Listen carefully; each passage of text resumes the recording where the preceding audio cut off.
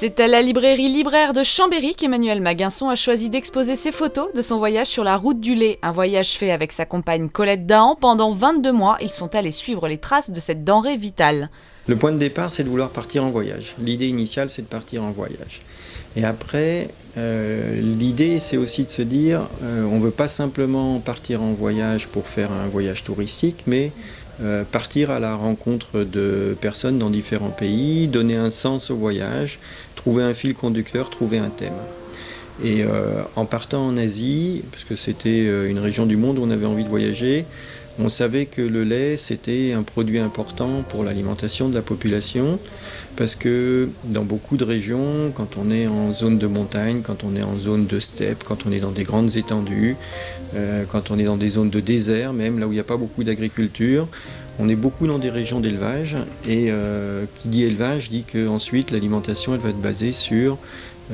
les produits animaux, la viande, le lait. Le lait, il faut le transformer, et donc ça veut dire qu'on s'adapte, souvent en étant nomade, pour le transformer de façon différente de ce que l'on trouve chez nous dans nos contrées tempérées où on fait du fromage. Non, on ne résume pas un voyage en 22 photos, on fait juste une sélection effectivement très difficile de photos pour essayer d'illustrer en tout cas à peu près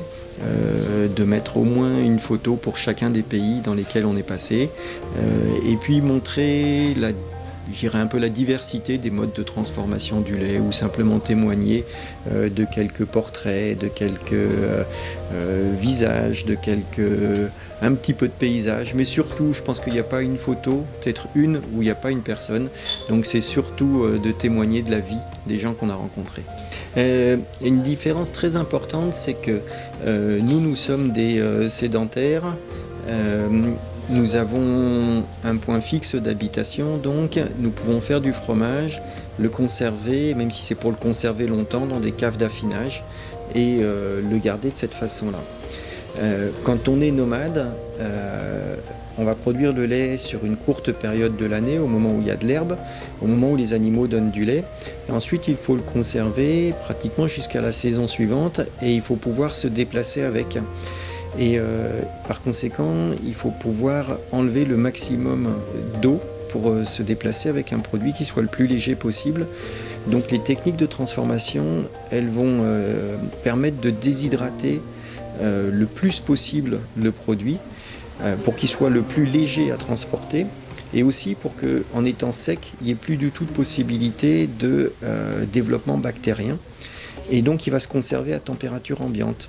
Donc on a des produits laitiers qui vont se conserver pendant plusieurs mois, voire exceptionnellement même pendant 1 an, 2 ans, à température ambiante et en étant très léger pour pouvoir les transporter. Donc on a une technique de transformation complètement différente, vraiment de conservation complètement différente de ce que nous avons chez nous.